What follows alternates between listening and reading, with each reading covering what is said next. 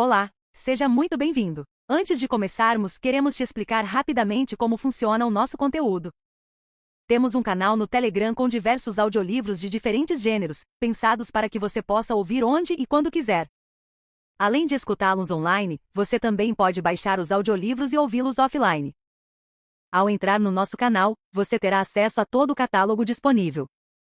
E caso esteja procurando algum livro específico que ainda não foi postado, poderá solicitar o título e o autor para que o transformemos em áudio. A mensalidade do canal é de apenas R$ 10 por mês. Também vendemos audiolivros por unidade por apenas R$ 5 cada, para quem prefere adquirir títulos individuais. Para fazer parte do nosso canal no Telegram, basta escanear o QR Code na tela ou acessar o link disponível nos comentários. Agradecemos pela sua atenção. Aviso importante: este livro termina em um cliffhanger. Os conteúdos são muito sombrios com situações de gatilho, como CNC e consentimento duvidoso entre os personagens principais, violência gráfica, tráfico de pessoas, perseguição, tráfico infantil e situações sexuais explícitas. Há também fetiches específicos como jogo com armas, sonofilia, bondage e humilhação. Este livro foi tirado do ar anteriormente devido ao aviso, mas você também pode encontrá-los em resenhas no meu site. Ou sinta-se à vontade para me enviar uma mensagem direta. Sua saúde mental é importante. Para Amanda e Mai, Zad e eu seremos seus para sempre. O gato comeu a sua língua, ratinha? Prólogo. As janelas da minha casa tremem com o poder do trovão rolando pelos céus. Os raios caem ao longe, iluminando a noite. Nesse pequeno momento, os poucos segundos de luz ofuscante mostram um homem parado do lado de fora da minha janela. Me observando. Sempre me observando. Eu ajo normalmente, assim como sempre faço. Meu coração pula uma batida e depois palpita. Minha respiração fica superficial e minhas mãos ficam úmidas. Não importa quantas vezes eu o veja, ele sempre provoca a mesma reação de mim. Medo e excitação. Não sei por que isso me excita. Algo deve estar errado comigo. Não é normal que o calor líquido percorra minhas veias, deixando um formigamento em seu rastro. Não é comum que minha mente comece a se perguntar sobre coisas que não deveria. Ele pode me ver agora? Vestindo nada além de uma regata fina, meus mamilos aparecendo pelo material? Ou os shorts que estou usando que mal cobrem minha bunda? Ele gosta da vista? É claro que gosta. É por isso que ele me observa, não é? É por isso que ele volta todas as noites, cada vez mais ousado, com seu olhar malicioso enquanto eu o desafio em silêncio, esperando que ele se aproxime para eu ter um motivo para colocar uma faca em sua garganta.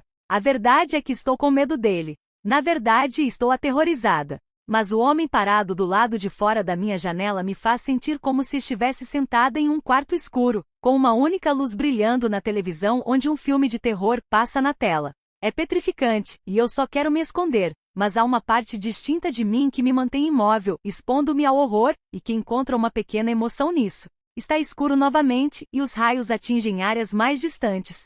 Minha respiração continua a intensificar. Não consigo vê-lo, mas ele pode me ver. Desviando meus olhos para longe da janela, eu me viro para olhar atrás de mim, dentro da casa escura, paranoica de que ele de alguma forma conseguiu entrar. Não importa quão profundas sejam as sombras no casarão Parsons, o piso xadrez preto e branco sempre parece visível. Herdei esta casa dos meus avós.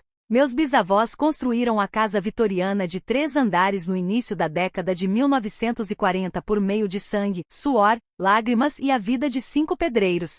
Reza a lenda, ou melhor, a vovó diz, que a casa pegou fogo e matou os pedreiros durante a fase de estrutura do prédio. Não consegui encontrar nenhuma notícia sobre o infeliz evento, mas as almas que assombram o casarão cheiram a desespero. A vovó sempre contava histórias grandiosas que reviravam os olhos dos meus pais. Mamãe nunca acreditou em nada do que a vovó dizia, mas acho que ela simplesmente não queria. Às vezes, ouço passos à noite. Podem ser dos fantasmas dos trabalhadores que morreram no trágico incêndio há 80 anos, ou podem ser da sombra que fica do lado de fora da minha casa, e que fica me observando. Sempre me observando. Capítulo 1. A manipuladora. Às vezes eu tenho pensamentos muito sombrios sobre minha mãe, pensamentos que nenhuma filha sensata deveria ter. Às vezes, nem sempre sou sensata. Addi, você está sendo ridícula, diz minha mãe através do alto-falante do meu telefone. Eu encaro em resposta, recusando-me a discutir com ela. Quando não digo nada, ela suspira alto. Eu franzo o nariz. Fico surpresa com o fato de que essa mulher sempre chamou minha avó de dramática, mas não consegue enxergar seu próprio talento para a dramaticidade. Só porque seus avós lhe deram a casa, não significa que você tem que realmente viver nela. É velha e você estaria fazendo um favor para todos naquela cidade se ela fosse demolida. Eu bato a cabeça contra o apoio do banco, revirando meus olhos e tentando encontrar a paciência, escondida no teto manchado do meu carro. Como é que eu consegui manchar de ketchup lá em cima? E só porque você não gosta, não quer dizer que eu não possa viver nela, retruco em um tom seco. Minha mãe é uma vadia. Simples assim. Ela sempre teve rancor, e por mais que eu tente, não consigo entender. Você viverá a 1 hora de nós. Será muitíssimo incômodo para você vir nos visitar, não é? Oh, como eu vou sobreviver? Tenho certeza de que minha ginecologista também está a 1 hora de distância, mas eu ainda faço um esforço para vê-la 1 vez por ano. E essas visitas são muito mais dolorosas. Não respondi com ênfase. Estou farta dessa conversa. Minha paciência não dura 1 minuto quando converso com a minha mãe. Após isso, estou por um fio e não tenho mais vontade de me esforçar para manter o diálogo. Se não é uma coisa, é outra. Ela sempre encontra algo para reclamar. Desta vez, é pela minha escolha de morar na casa que meus avós me deram. Eu cresci no casarão Parsons, correndo ao lado dos fantasmas nos corredores e assando biscoitos com a minha avó. Tenho boas lembranças daqui, lembranças que me recuso a abandonar só porque a minha mãe não se dava bem com a vovó. Nunca entendi a tensão entre elas, mas à medida em que fui crescendo, comecei a compreender a ironia da minha mãe e os insultos dissimulados pelo que realmente eram. Então tudo fez sentido. A vovó sempre teve uma perspectiva positiva e otimista sobre a vida, via apenas o lado bom do mundo. Ela estava sempre sorrindo e cantarolando, enquanto a minha mãe está amaldiçoada a permanecer com uma carranca perpétua no rosto, sempre olhando para a vida como se seus olhos tivessem sido danificados quando fora tirada para fora da vagina da vovó. Eu não sei porque sua personalidade nunca se desenvolveu para além da de um porco-espinho, ela não havia sido criada para ser uma vadia espinhosa. Quando eu era criança, minha mãe e meu pai tinham uma casa a apenas 1,5 quilômetros de distância do casarão Parsons. Ela mal conseguia me tolerar, então passei a maior parte da minha infância nesta casa. Não foi até eu sair da escola que a minha mãe se mudou a 1 hora de distância da cidade. Quando desisti da faculdade, fui morar com ela até eu me recompor e a minha carreira de escritora decolar. E quando isso aconteceu, decidi viajar pelo país, nunca me estabelecendo em um só lugar. A vovó morreu há cerca de 1 ano, presenteando-me com a casa em seu testamento, mas a dor da perda me impediu de mudar para o casarão Parsons. Até agora. Mamãe suspira novamente pelo telefone. Eu só queria que você tivesse mais ambição na vida, em vez de ficar na cidade em que cresceu, querida. Faça algo mais com a sua vida do que definhar naquela casa como sua avó fez. Eu não quero que você se torne inútil como ela. Um rosnado surge no meu rosto, a fúria rasgando o meu peito. Ei, mãe? Sim. Vai se fuder. Eu desligo o telefone, esmagando com raiva o meu dedo na tela, até que ouço o sinal de que a chamada foi encerrada. Como ela se atreve a falar de sua própria mãe dessa forma quando ela não foi nada além de amada e querida? A vovó sem dúvida não a tratou do jeito que ela me trata, isso eu tenho a maldita certeza.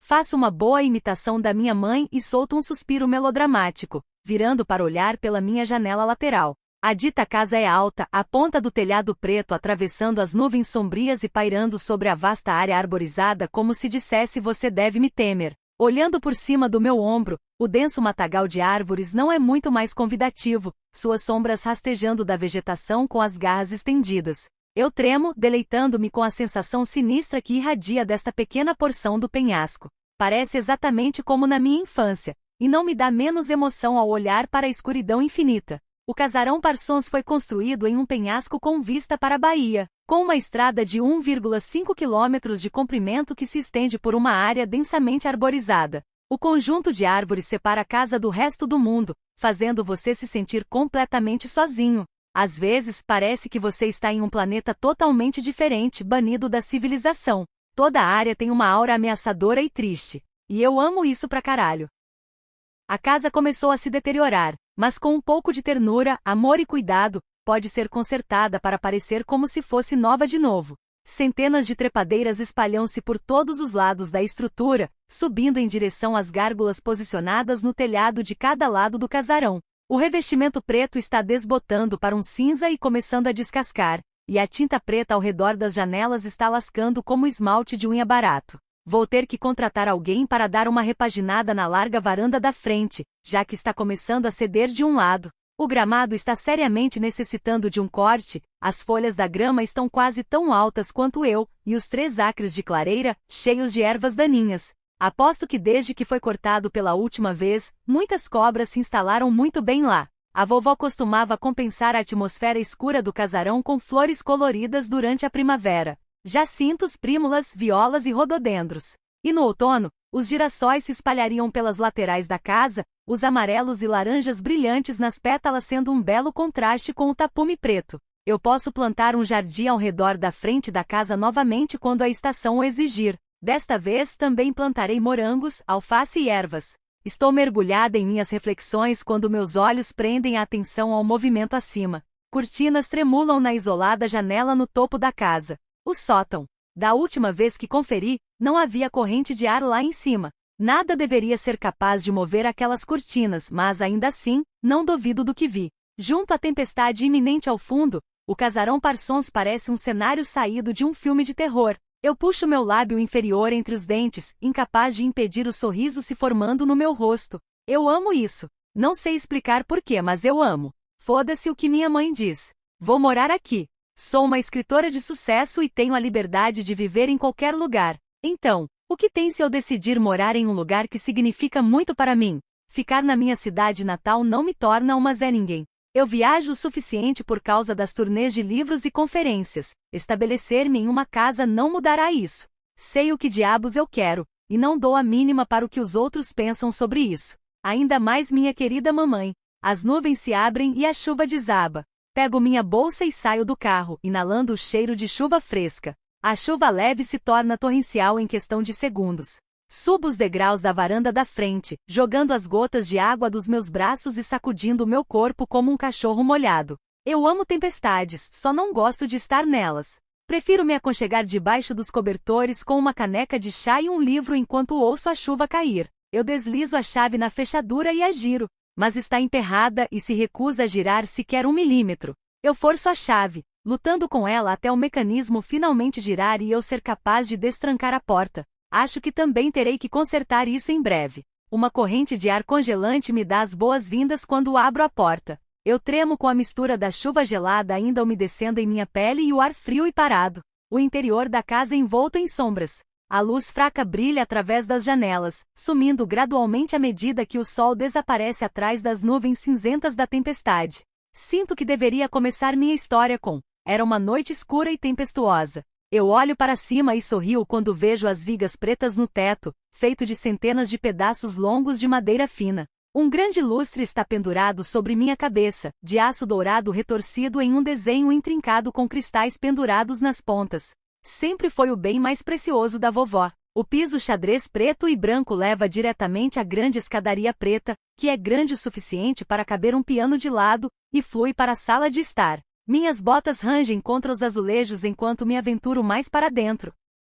Este andar é essencialmente um conceito aberto, fazendo parecer que a monstruosidade da casa poderia engolir você por inteiro. A sala de estar fica à esquerda da escada. Eu contraio os meus lábios e olho ao redor, a nostalgia me acertando direto no estômago. A poeira cobre todas as superfícies e o cheiro de naftalina é insuportável, mas parece exatamente como eu a vi pela última vez, pouco antes da vovó morrer no ano passado. Uma grande lareira de pedra preta está no centro da sala de estar na parede mais à esquerda, com sofás de veludo vermelho ao seu redor. Uma mesa de centro de madeira ornamentada fica no meio, um vaso vazio em cima da madeira escura. A vovó costumava enchê-lo de lírios, mas agora ele só acumula poeira e carcaças de insetos. A escuridão do papel de parede com estampa de caxemira preta é equilibrada por pesadas cortinas douradas. Uma das minhas partes favoritas é a grande janela saliente na frente da casa, proporcionando uma bela vista da floresta além do casarão Parsons.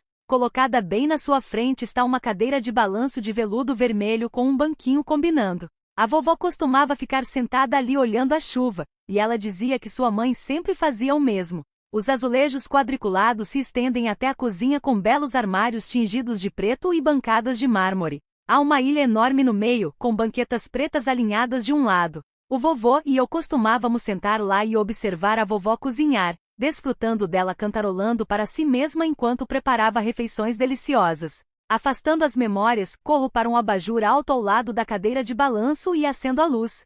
Solto um suspiro de alívio quando a lâmpada emite um brilho suave e amarelado. Alguns dias atrás, liguei para reativar os serviços públicos em meu nome, mas nunca se pode ter certeza ao lidar com uma casa velha. Então eu ando até o termostato, o número causando outro arrepio pelo meu corpo. 16 malditos graus.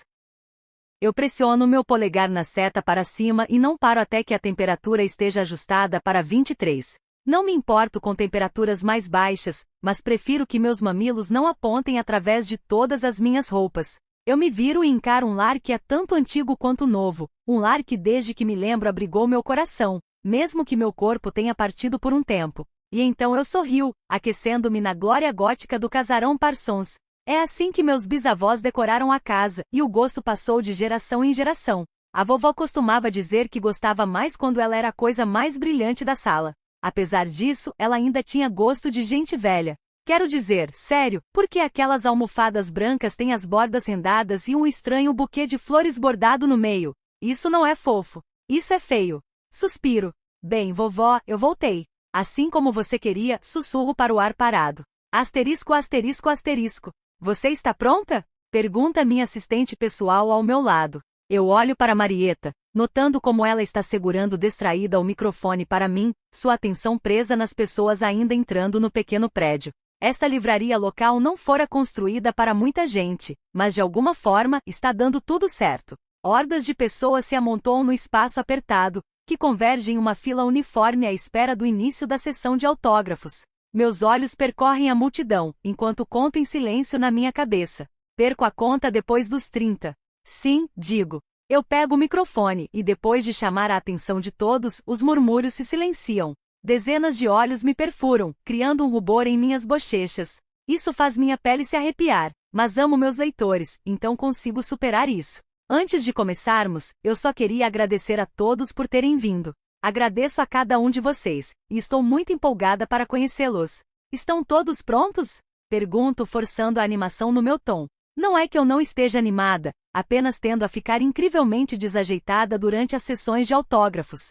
Não tenho jeito com interações sociais. Sou do tipo que fica olhando para o rosto de alguém com um sorriso congelado depois de fazer uma pergunta, enquanto meu cérebro processa o fato de que eu nem a ouvi. Isso costuma acontecer porque meu coração está batendo muito alto em meus ouvidos. Eu me acomodo na cadeira e preparo minha caneta. Marieta escapa para cuidar de outros assuntos, me dando um rápido boa sorte. Ela testemunhou meus percalços com os leitores e tem a tendência de ficar constrangida junto. Acho que é uma das desvantagens de representar uma pária social. Volta, Marieta. É muito mais divertido quando não sou a única a ficar envergonhada. A primeira leitora se aproxima de mim com o meu livro O Andarilho em suas mãos e um sorriso radiante no rosto sardento. Oh meu Deus, é tão incrível conhecê-la! Ela exclama, quase empurrando o livro na minha cara. Algo que eu totalmente faria. Sorrio largamente e pego o livro com gentileza.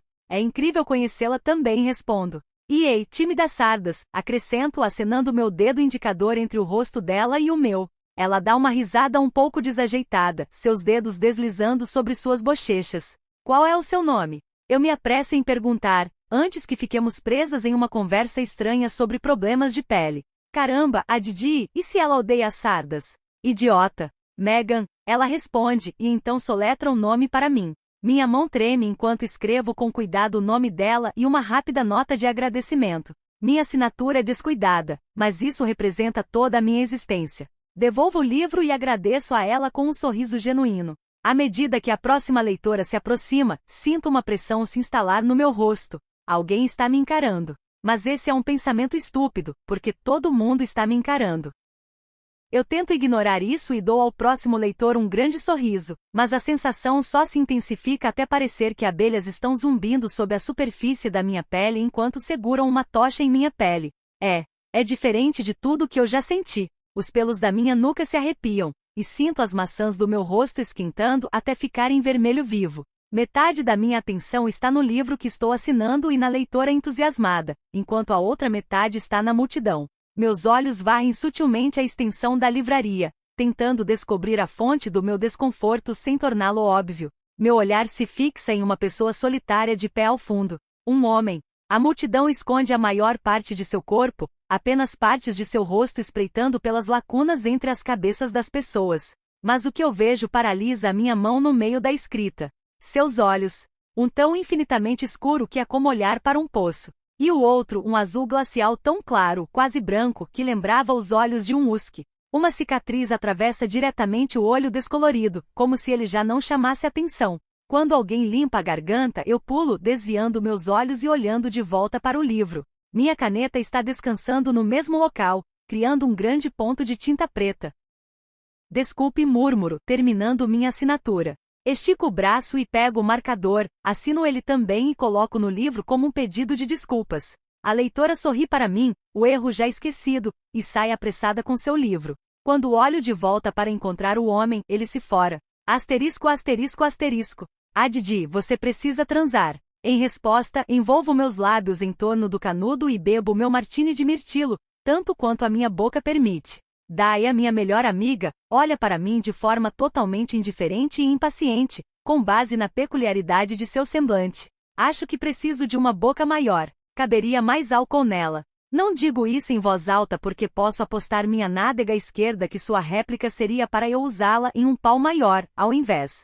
Quando continuo chupando o canudo, ela estende a mão e arranca o plástico dos meus lábios. Fazia uns 15 segundos que tinha terminado de tomar até fundo do copo e estava apenas sugando o ar pelo canudo. É a maior diversão que a minha boca teve em um ano. Ei, espaço pessoal, murmuro baixando o copo. Evito os olhos de Daia, procurando a garçonete no restaurante para pedir outro martini. Quanto mais rápido eu tiver o canudo na boca novamente, mais cedo poderei evitar essa conversa um pouco mais. Não desvie do assunto, vadia. Você é péssima nisso. Nossos olhos se encontram, um segundo se passa e nós duas caímos na gargalhada. Pelo visto, eu também sou péssima em levar alguém para a cama, digo, depois que nossas risadas se acalmam. Daia me dá um olhar engraçado. Você teve muitas oportunidades. Você apenas não as aproveita. Você é uma mulher gostosa de 26 anos com sardas, um belo par de peitos e uma bunda de morrer. Os homens estão aqui à espera. Eu dou de ombros, desviando do assunto de novo.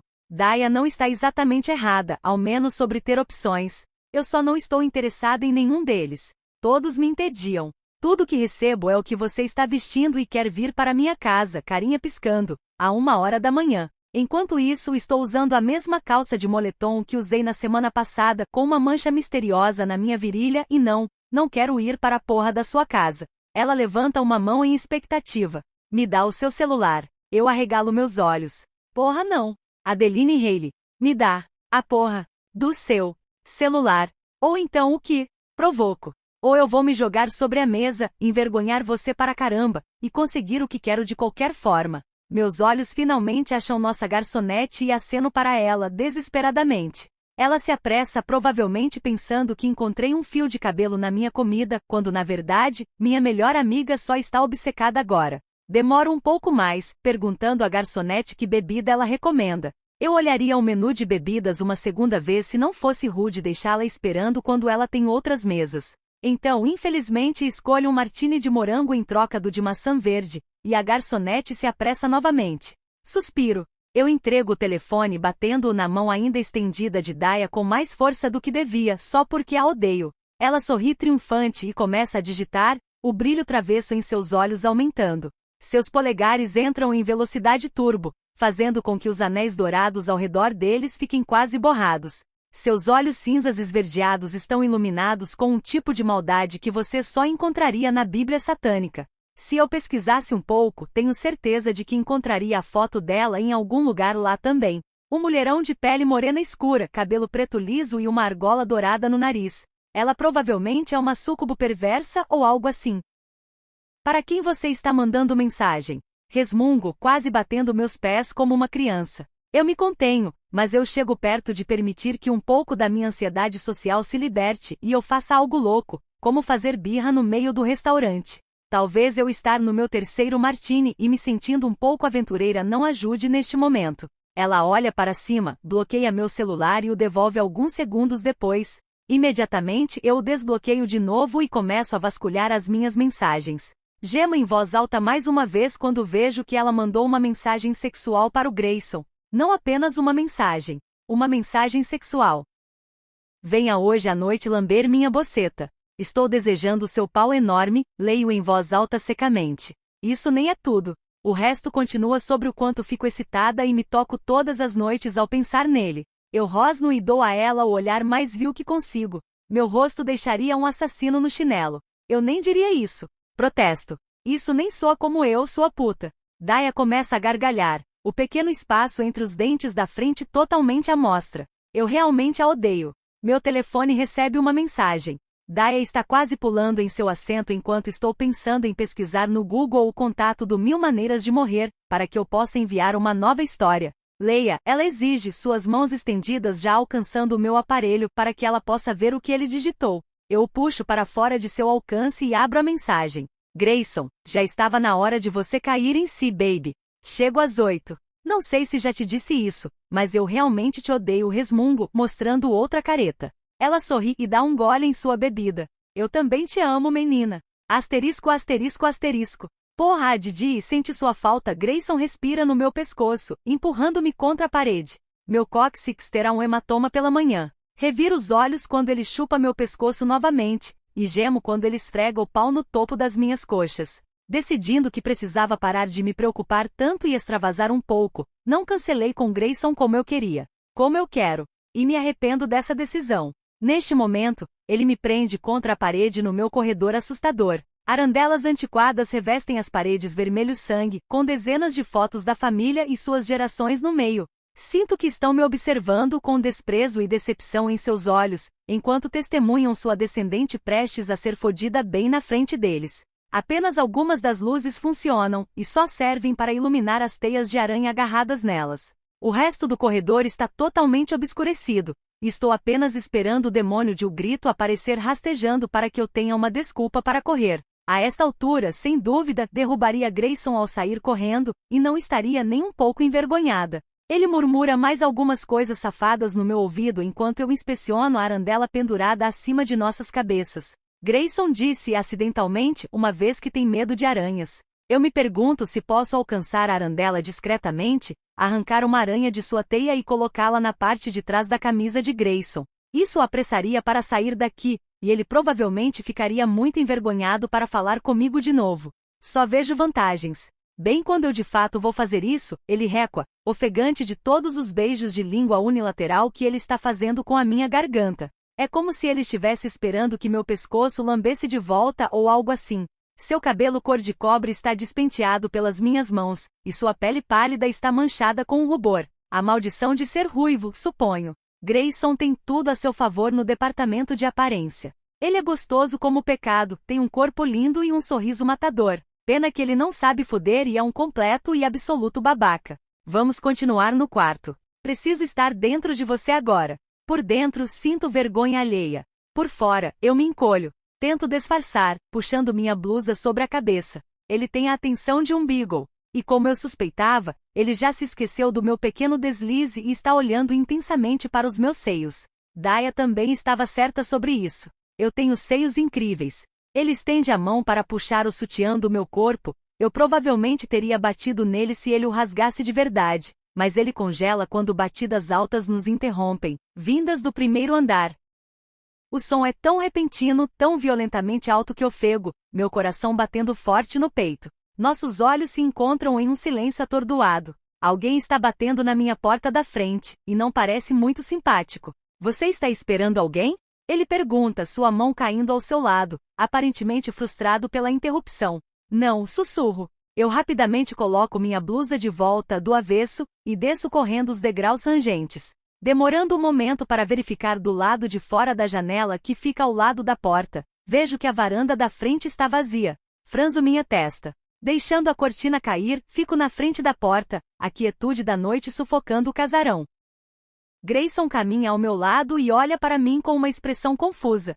Você não vai atender? Ele pergunta silenciosamente, apontando para a porta como se eu não soubesse que está bem na minha frente. Quase o agradeço pelas instruções só para zoar com a cara dele, mas eu me contenho. Algo naquela batida fez meus instintos gritarem alerta vermelho. A batida parecia agressiva e irritada. Como se alguém tivesse batido na porta com toda a força. Um homem de verdade se ofereceria para abrir a porta para mim após ouvir um som tão violento. Ainda mais quando estamos cercados por quilômetros de matas densas e uma queda enorme até a água. Mas em vez disso, Grayson me olha com expectativa. E um pouco como se eu fosse burra. Bufando, destranco e abro a porta. De novo, não tem ninguém ali. Eu saio para a varanda, as tábuas apodrecidas do piso gemendo sob meu peso. O vento frio agita meu cabelo castanho avermelhado. Os fios fazem cócegas no meu rosto, causando arrepios em toda a minha pele. Os arrepios aumentam quando coloco meu cabelo atrás das orelhas e caminho até uma ponta da varanda. Inclinando-me sobre o corrimão, espreito a lateral da casa. Ninguém. Ninguém do outro lado da casa também. Poderia facilmente haver alguém me observando na floresta, mas não tenho como saber com a escuridão. A não ser que eu mesma vá lá e procure. E por mais que eu ame filmes de terror, não tenho interesse em protagonizar um. Grayson se junta a mim na varanda, seus olhos varrendo as árvores. Alguém está me observando. Eu sinto. Tenho tanta certeza disso quanto da existência da gravidade. Calafrios descem pela minha espinha, acompanhados por uma explosão de adrenalina. É a mesma sensação de quando assisto um filme de terror. Começa com meus batimentos cardíacos acelerados, depois um forte peso se instala no fundo do meu estômago, e eventualmente se assenta no meu âmago. Eu transfiro o meu peso para a outra perna, não me sentindo muito confortável com o sentimento. Suspirando, corro de volta para casa e subo a escada. Grayson me segue. Não percebo que ele está se despindo enquanto caminha pelo corredor até ele entrar no meu quarto depois de mim. Quando me viro, ele está totalmente nu. Sério? Pergunto. Que maldito idiota! Alguém acabou de bater na minha porta como se a madeira tivesse pessoalmente colocado uma lasca na bunda deles, e ele está imediatamente pronto para continuar de onde parou, chupando meu pescoço como se estivesse chupando a gelatina de um potinho. O quê? Ele pergunta incrédulo, abrindo os braços. Você não acabou de ouvir o que eu ouvi? Alguém estava batendo na minha porta, e foi meio assustador. Não estou no clima de fazer sexo nesse momento. O que aconteceu com o cavalheirismo? Acho que um homem normal perguntaria se estou bem. Sondaria como estou me sentindo. Talvez tentaria se certificar de que estou bem e relaxada antes de enfiar o pau dentro de mim. Sabe, analisaria a porra da situação. Está falando sério? Ele questiona, com faíscas de raiva em seus olhos castanhos. Eles são da cor de merda, assim como sua personalidade de merda e suas habilidades sexuais mais merdas ainda. O cara rivaliza com um peixe, pelo jeito que ele se debate quando fode. Poderia muito bem ficar nu no mercado de peixes, ele teria uma chance melhor de encontrar alguém para levá-lo para casa. E eu não seria essa pessoa. Sim, estou falando sério, respondo, exasperada. Que merda, a Didi, ele retruca, pegando furiosamente uma meia e a colocando. Ele parece um idiota, completamente nu, exceto por uma única meia, porque o resto de suas roupas ainda estão jogadas de qualquer jeito no meu corredor. Ele sai do meu quarto enfurecido, agarrando peças de roupa enquanto vai. Quando chega na metade do longo corredor, ele para e se vira para mim. Você é uma vaca, a Didi. Você só provoca e me deixa com vontade, e estou cansado disso. Estou farto de você e dessa porra de casa assustadora. Ele diz nervoso, apontando um dedo para mim. E você é um idiota. Suma da minha casa, Grayson. Primeiro, seus olhos se arregalam com o choque, e depois se estreitam, transbordando de fúria. Ele se vira, inclina o braço para trás e manda seu punho voando contra a parede de gesso. Um arquejo é arrancado da minha garganta quando metade de seu braço desaparece, e minha boca se abre em choque e descrença. Já que não vou ter o seu, pensei em criar o meu próprio buraco para entrar esta noite. Conserte isso, vadia, ele cospe. Ainda ostentando apenas uma meia e um braço cheio de roupas, ele sai cheio de raiva. Seu idiota! Eu me enfureço, indo em direção ao grande buraco que ele acabou de criar na minha parede. A porta da frente no andar de baixo bate 1 minuto depois. Espero que a pessoa misteriosa ainda esteja lá fora. Que o idiota seja assassinado enquanto usa apenas uma meia. 4 de abril de 1944. Tem um homem estranho do lado de fora da minha janela. Eu não sei quem ele é ou o que ele quer de mim, mas acho que ele me conhece. Ele me observa pelas janelas quando John não está em casa. Ele usa uma cartola na cabeça, escondendo seu rosto de mim. Tentei me aproximar dele, mas quando faço isso, ele foge. Ainda não contei ao John. Não consigo entender o porquê, mas algo me impede de abrir a boca e admitir que um homem está me observando. John não lidaria bem com isso. Ele sairia com sua espingarda e tentaria encontrá-lo. Devo admitir que tenho mais medo do que aconteceria com o visitante se meu marido tivesse sucesso. Tenho muito medo desse homem estranho. Mas meu Deus, eu também estou intrigada. Capítulo 2. A sombra. Os gritos de dor aumentando e depois diminuindo em torno das paredes de cimento estão ficando um pouco irritantes. Às vezes, é uma merda ser o hacker e o executor. Eu gosto pra caralho de machucar as pessoas, mas esta noite, não estou com paciência para esse idiota chorão. E eu costumo ter a paciência de um santo. Sei esperar pelo que eu mais quero. Mas quando estou tentando obter algumas informações e o cara está muito ocupado cagando nas calças, e chorando em vez de me dar uma resposta coerente, fico um pouco irritado. Esta faca está prestes a atravessar metade do seu globo ocular, aviso. Não terei nenhum pingo piedade de você ao enfiar isso direto no seu cérebro. Porra, cara, ele chora. Eu te disse que fui ao armazém algumas vezes.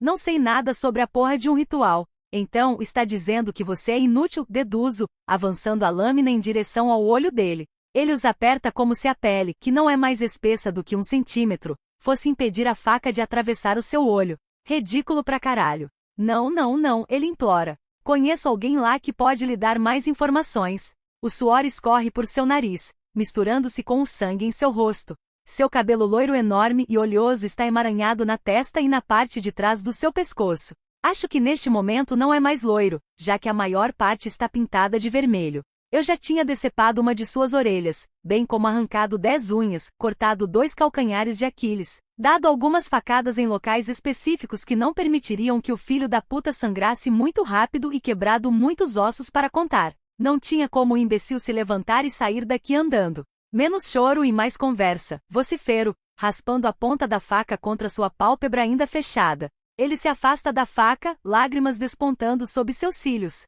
O nome dele é Fernando. Ele é um dos líderes da operação, encarregado de enviar mulas para ajudar a capturar as garotas. Ele é importante no armazém, basicamente administra a coisa toda lá. Fernando do quê? Exclamo. Ele soluça. Eu não sei, cara, ele geme. Ele só se apresentou como Fernando. Então como ele se parece? Resmungo com os dentes cerrados, já impaciente. Ele funga, ranho escorrendo pelos lábios rachados. Mexicano careca tem uma cicatriz na linha do cabelo e barba. Não tem como confundir a cicatriz, é muito fodida de se olhar.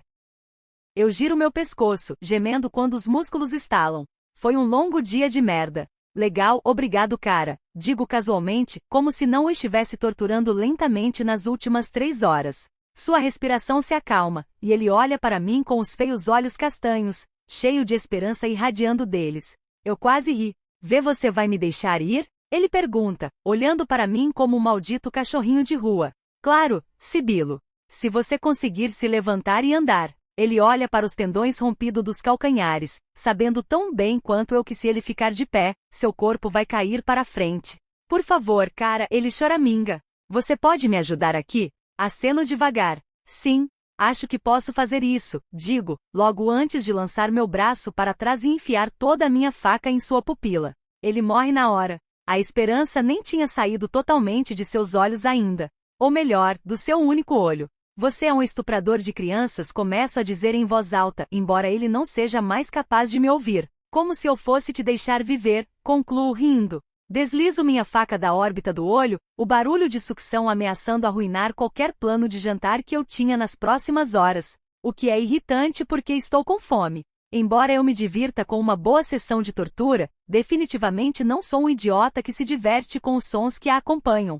O gorgolejo, aspirações e outros ruídos estranhos que os corpos fazem ao suportar dores extremas, e objetos estranhos atravessando-os não é uma trilha sonora com a qual eu dormiria. E agora a pior parte, desmembrá-lo em pedaços e descartá-los adequadamente. Não confio em outras pessoas para fazerem isso por mim, então estou preso ao trabalho tedioso e sujo. Suspiro. Como era aquele ditado? Se você quer algo bem feito, faça você mesmo? Bem, neste caso, se você não quer ser pego e acusado de assassinato, descarte o corpo você mesmo. Asterisco, asterisco, asterisco. Parece que são 10 horas da noite, mas são apenas 5 da tarde. Por mais fudido que esteja depois de lidar com pedaços de corpo humano, estou com vontade de comer um hamburgão. Minha hamburgueria favorita fica logo ali na 3ª Avenida, e não muito longe da minha casa. Estacionar é uma merda em Seattle, então sou forçado a estacionar a alguns quarteirões de distância e caminhar até lá. Uma tempestade está se aproximando, e logo a chuva cairá sobre nós como adagas de gelo, clima típico de Seattle. Assobio uma melodia qualquer enquanto ando pela rua, passando por uma série de lojas com pessoas entrando e saindo como um bando de formigas operárias. À minha frente, há uma livraria com as luzes acesas, seu brilho quente iluminando a calçada fria e molhada, convidando os transeuntes para o seu aconchego.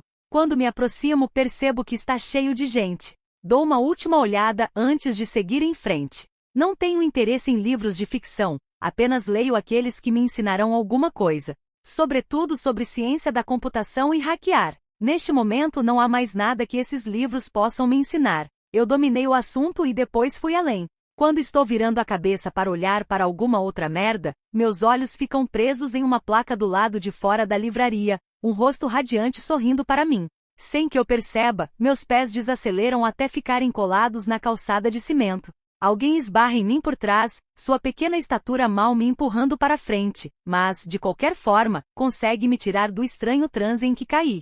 Eu me viro para encarar o cara enfurecido atrás de mim, sua boca se abrindo e se preparando para me xingar, mas no segundo em que olha o meu rosto cheio de cicatrizes, ele vai embora quase correndo. Eu riria se não estivesse tão distraído. Diante de mim está a foto de uma autora que é a anfitriã de uma sessão de autógrafos.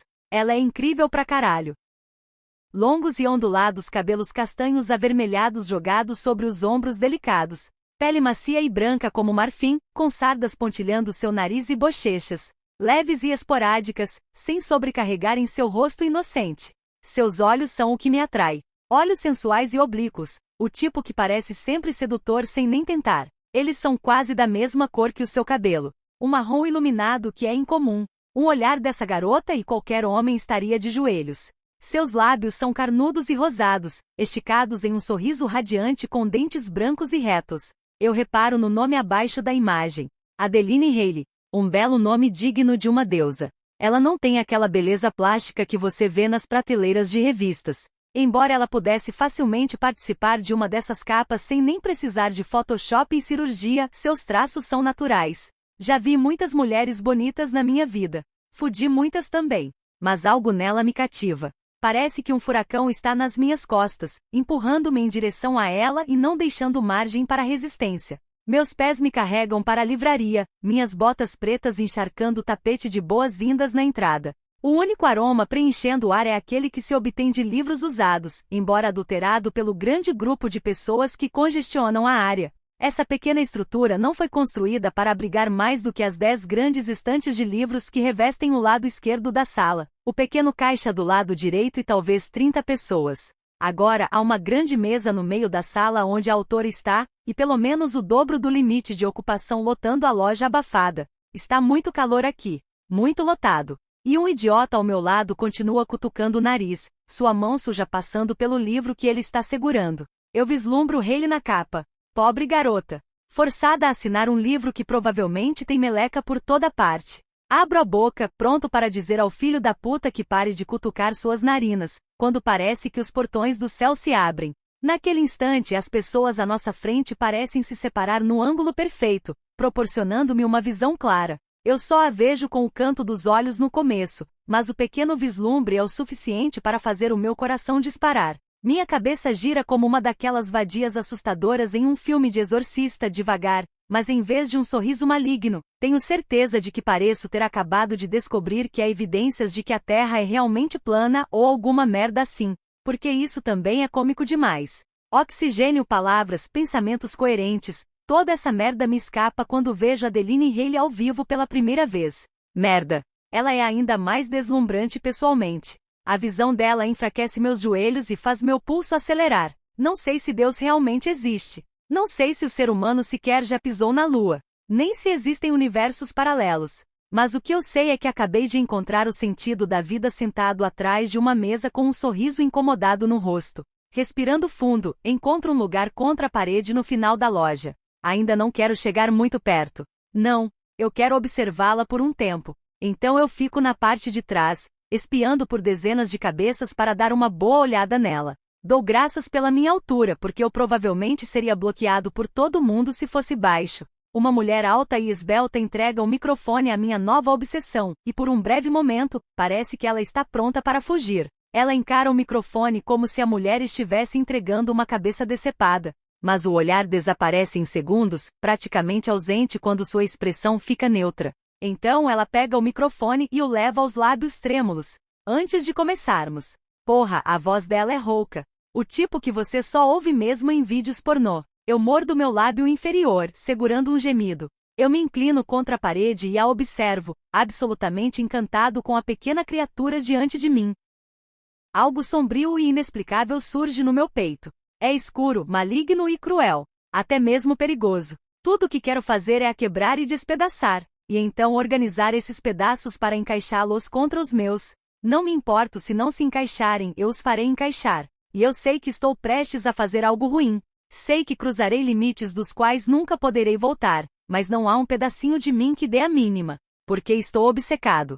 Estou viciado. E eu ultrapassarei com prazer todos os limites se isso significar tornar essa garota minha. Se isso significar forçá-la a ser minha. Minha mente já estava decidida, a decisão se solidificando em meu cérebro. Naquele momento, seus olhos errantes deslizam direto para os meus, colidindo com uma força que quase me manda de joelhos ao chão. Seus olhos se arregalam levemente nos cantos, como se ela estivesse tão arrebatada por mim quanto eu por ela. E então o leitor na sua frente desvia a sua atenção. E sei que preciso sair agora antes que eu faça algo estúpido, como sequestrá-la na frente de pelo menos 50 testemunhas. Não importa. Ela não será capaz de escapar de mim agora. Acabei de encontrar uma ratinha e não irei parar até capturá-la. 10 de abril de 1944. Meu visitante está aqui, do lado de fora da minha janela. Ele me observa enquanto escrevo. Minha mão está tremendo, e não posso dizer se é de medo ou outra coisa. Eu não poderia explicar esse sentimento mesmo se eu tentasse.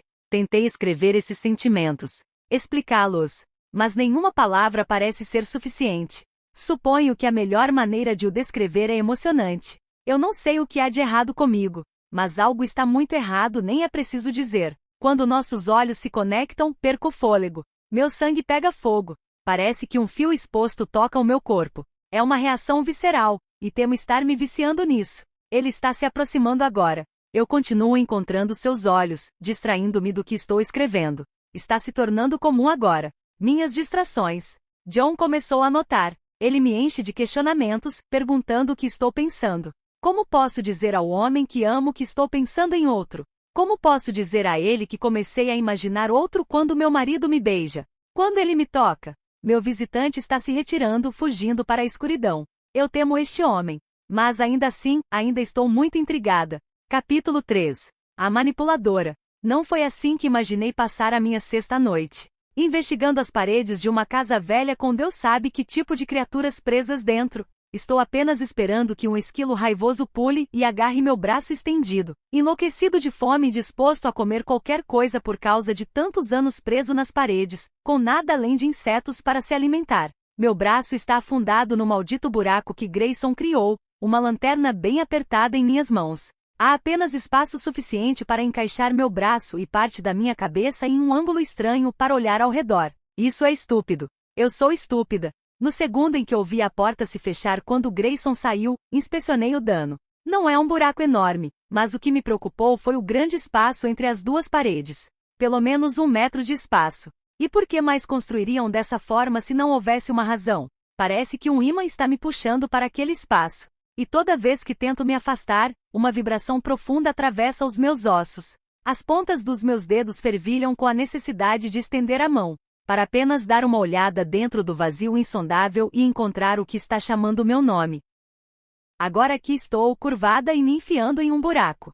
Acho que como não consegui preencher o meu hoje à noite, eu poderia muito bem ter alguma ação dessa forma. A lanterna do meu celular revela vigas de madeira, teias de aranha grossas, poeira e carcaças de insetos no interior da parede. Viro na outra direção e aponto a luz para o outro lado. Nada. As teias são muito grossas para ver direito, então uso meu telefone como um bastão e começo a derrubar algumas delas.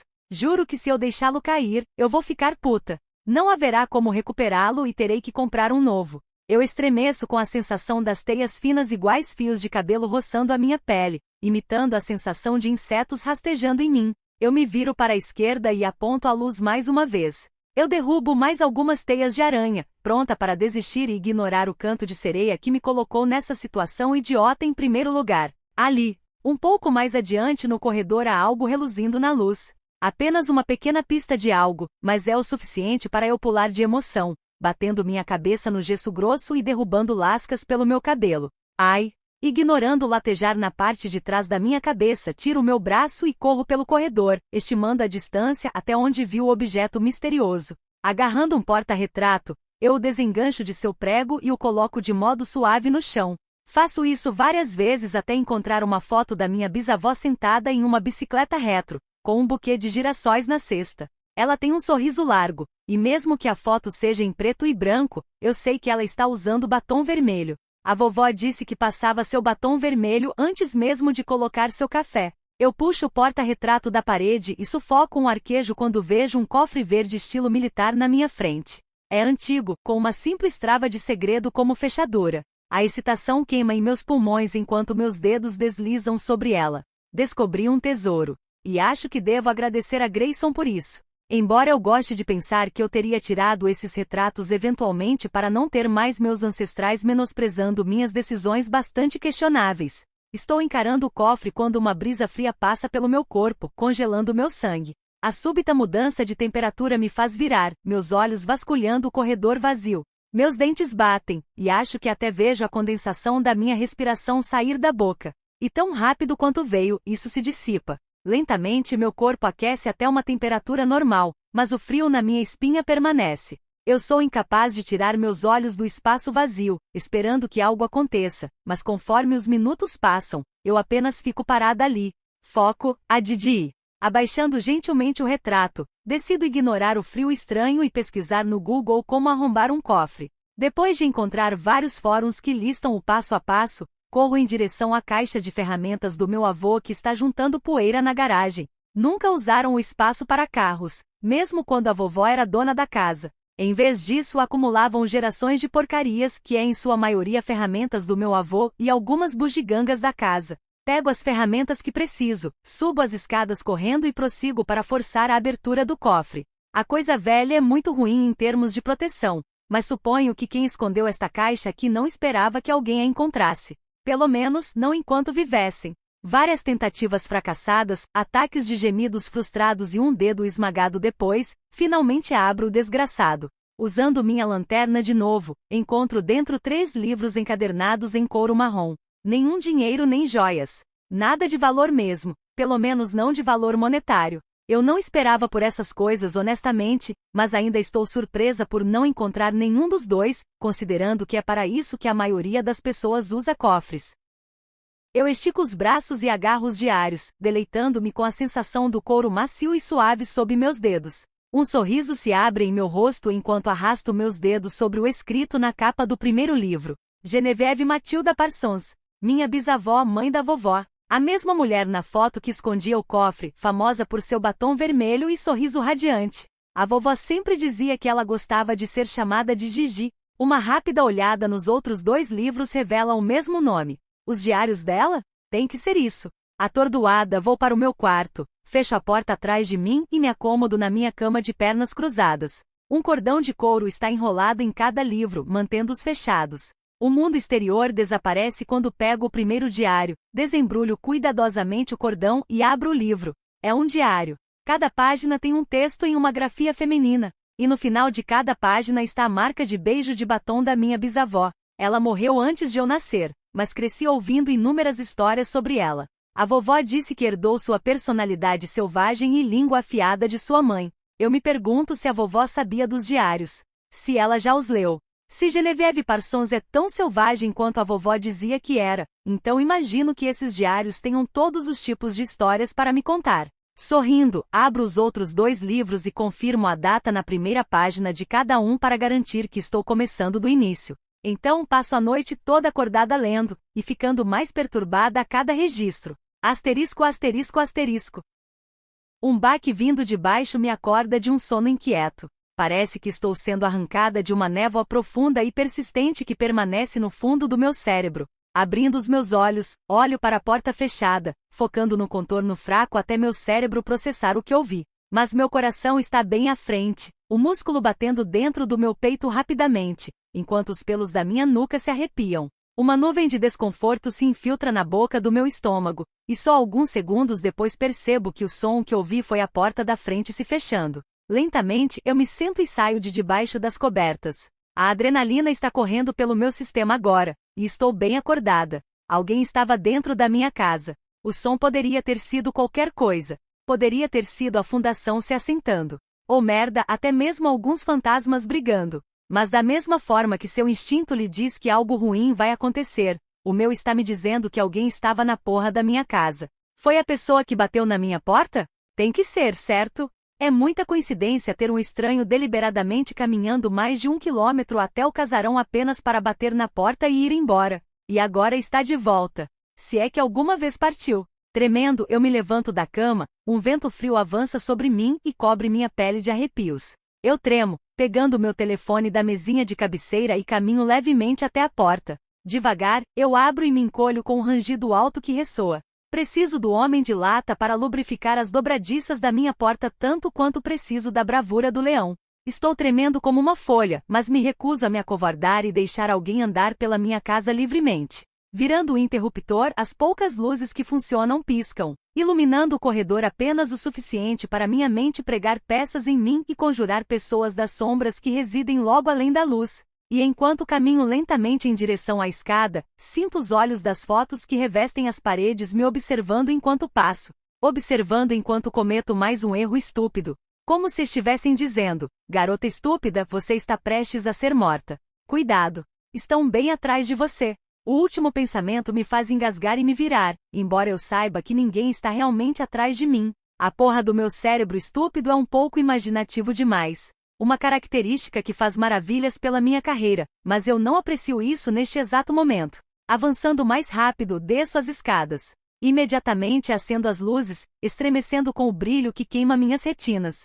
Melhor que a alternativa. Eu morreria na hora se estivesse procurando com um único feixe de luz e encontrasse alguém à espreita na casa dessa forma. Em um segundo ninguém está lá, e no segundo seguinte, olá, aí está o meu assassino. Não, muito obrigada. Quando não encontro ninguém na sala ou na cozinha, eu me viro e giro a maçaneta da porta da frente. Ainda está trancada, o que significa que quem saiu de alguma forma conseguiu trancar a porta. Ou nunca foi embora. Respirando profundamente, atravesso a sala de estar e entro na cozinha, indo direto para as facas. Mas eu pego um vislumbre de algo em cima da ilha, bem no canto da minha visão periférica, o que me faz congelar no lugar. Meus olhos saltam para o item, e um xingamento escapa dos meus lábios quando vejo uma única rosa vermelha na bancada. Olho para a flor como se fosse uma tarântula viva, olhando diretamente para mim e me desafiando a me aproximar. Se o fizer, com certeza vai me comer viva. Soltando um suspiro trêmulo, eu arranco a flor da bancada e a rolo em meus dedos. Os espinhos foram cortados do caule, e tenho a estranha sensação de que isso foi feito de propósito para evitar que meus dedos fossem espetados. Mas essa ideia é louca. Se alguém entra sorrateiramente na minha casa à noite e me deixa flores, suas intenções são exatamente o oposto de virtuosas. Estão tentando me assustar. Cerrando meu punho, esmago a flor na palma da minha mão e a jogo no lixo, e depois retomo a minha missão original. Eu abro a gaveta, os talheres tilintando alto no silêncio, então a fecho depois de escolher a maior faca. Estou irritada demais para ser quieta e sorrateira. Quem quer que esteja escondido aqui vai me ouvir vindo de longe, mas não me importo. Não tenho vontade de me esconder. Estou fervendo de ódio agora. Não gosto que alguém pense que pode simplesmente invadir minha residência enquanto durmo no andar de cima. E, sobretudo, não gosto que alguém faça eu me sentir vulnerável em minha própria casa. E ainda ter a ousadia de me deixar uma flor como um maldito esquisito? Podem ter deixado aquela rosa impotente ao cortar seus espinhos, mas eu mostrarei com prazer que uma rosa ainda é mortal quando empurrada goela abaixo. Eu checo o andar principal e o segundo andar, mas não encontro ninguém esperando por mim. Não é até eu estar no final do corredor no segundo andar, olhando para a porta que leva ao sótão, que minha busca chega a uma parada brusca. Estou congelada no local. Toda vez que tento forçar meus pés para frente, eu me repreendo por não estar procurando em todos os cômodos do casarão, mas não consigo me mover. Cada um dos meus instintos está gritando comigo para não chegar perto daquela porta, que encontrarei algo aterrorizante se o fizer. O sótão era onde a vovó costumava se refugiar, passando os dias lá em cima tricotando enquanto cantarolava uma música, vários ventiladores soprando nela de todas as direções durante o verão. Juro que alguns dias ouço essas músicas vindo do sótão, mas nunca consegui ir lá em cima e olhar. Um feito que aparentemente não irei superar esta noite também. Não tenho coragem de subir lá. A descarga de adrenalina está acabando, e a exaustão está pesando sobre meus ossos. Suspirando, arrasto meus pés de volta para a cozinha e pego um copo de água. Eu engulo tudo em 3 goles antes de encher.